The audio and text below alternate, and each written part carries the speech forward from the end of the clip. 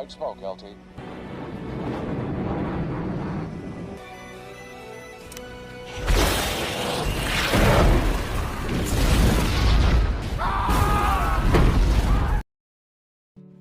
Film diawali dengan memperlihatkan kerusuhan di Nigeria. Mustafa Yakobu sebagai jenderal asing membuat kerusuhan semakin meluas, di mana dia sebagai pemimpin pemberontakan menentang presiden terpilih yaitu Samuel Azuka. Konflik pun semakin parah sehingga mengakibatkan korban jiwa yang semakin banyak. Yakobu yang mengambil alih hampir seluruh wilayah menyatakan bertanggung jawab atas kejadian itu. PBB pun tak berkomentar apapun atas peristiwa ini. Namun, Amerika Serikat mulai mengevakuasi orang-orang kedutaannya. Di lepas pantai Afrika, proses evakuasi sedang dilakukan oleh Letnan Walters dan timnya, dan kemudian diperintahkan oleh kaptennya yaitu Bill Roach agar menyelamatkan Dr. Lena Gendricks yang masih berada di sana. Kapten pun memberi arahan supaya jangan menyerang kalau pemberontak tidak menyerangnya.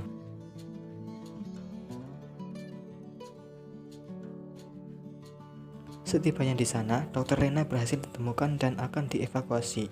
Namun, dia tidak mau kalau pasiennya tidak ikut bersamanya.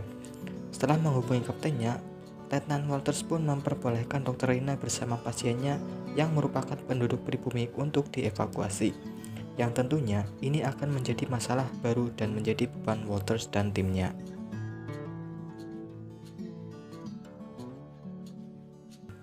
Pagi pun tiba, dan mereka mulai berjalan menuju titik penjemputan yang telah ditentukan. Setelah melewati hutan dan jarak yang jauh, mereka pun sampai di titik penjemputan. Namun, helikopter yang datang ternyata hanya akan membawa Dr. Lena saja, sedangkan para pengungsi ditinggal begitu saja.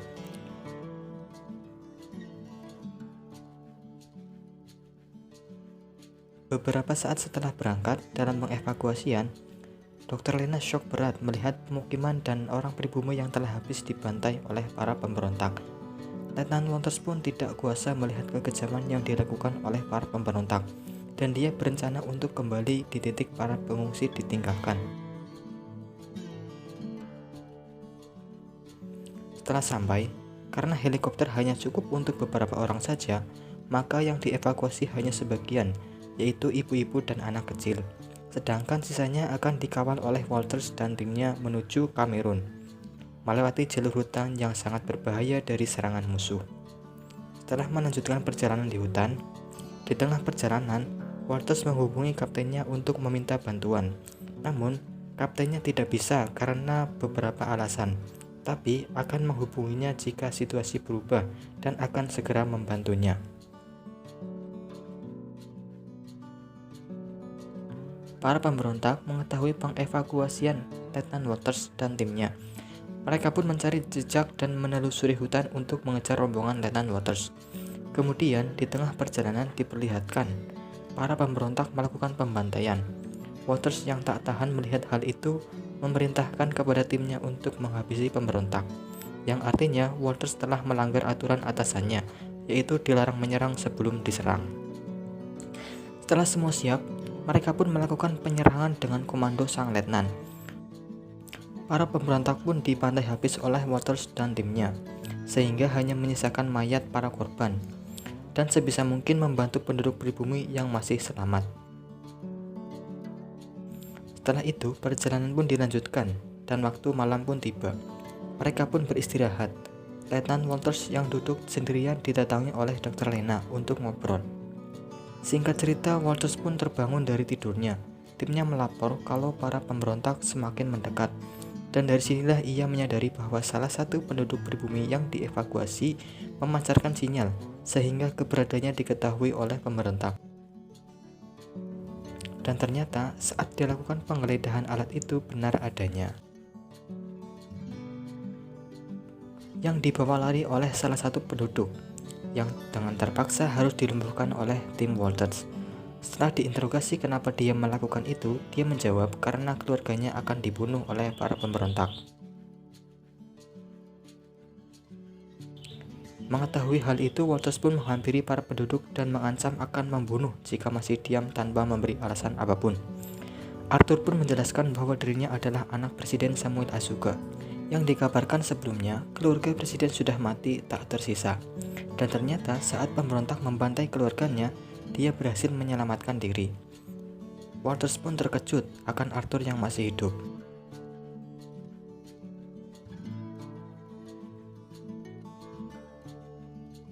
Setelah itu, perjalanan pun dilanjutkan dengan memasang jebakan untuk para pemberontak. Pasukan pemberontak pun menemukan mayat yang dijadikan mata-mata untuk memancarkan sinyal tadi. Dan benar saja, saat pasukan itu akan mengambil alat itu, terjadilah ledakan.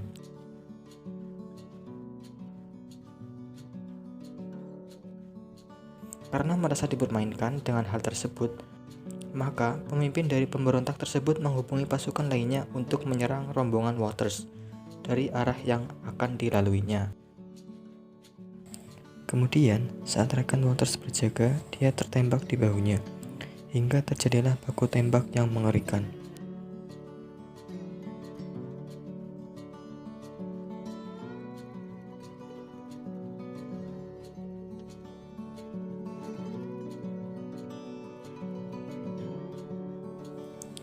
Lagi-lagi, rekan Walters ada yang tertembak dan tidak tertolong, dan harus membuatnya bergerak cepat, karena para pemberontak semakin banyak berdatangan. Situasi yang terdesak membuat tim Walters bergerak mundur, sedangkan rombongan pribumi diperintahkan agar lari secepatnya menuju perbatasan. Letnan Walters yang masih berusaha bertahan menyerang mendapati para rekannya berjatuhan. Di sisi lain, atasan Walters mengirim bantuan pesawat tempur untuk menyerang pasukan musuh dari udara. Dalam keadaan linglung, Walters menemukan Dr. Lena setelah terkena ledakan dari musuh, dan dia pun dibawa ke perbatasan. Namun, Walters terjatuh dan membuat Dr. Lena tersadar. Kemudian, dia menyuruh Arthur untuk membawa Dr. Lena ke perbatasan Kamerun. Sedangkan Walters kembali ke pertempuran untuk membantu timnya yang masih di sana. Beberapa saat kemudian, ada panggilan pesawat tempur yang diterima oleh Walters, yang meminta koordinat musuh dan dia pun memberi tanda dengan bom asap. Setelah terdeteksi, pesawat tempur pun menembaki musuh hingga bersih. Terlihat Walters dan timnya yang masih selamat kemudian ke perbatasan dengan luka yang parah. Dan keberhasilannya membawa rombongan sekaligus menyelesaikan tugasnya mengevakuasi Dr. Lena. Lalu datanglah Kapten Bill Roach dan mengucapkan selamat kepada Walters. Kemudian, Dr. Lena dan Walters bersama timnya pun menaiki helikopter untuk dievakuasi, dan film pun berakhir.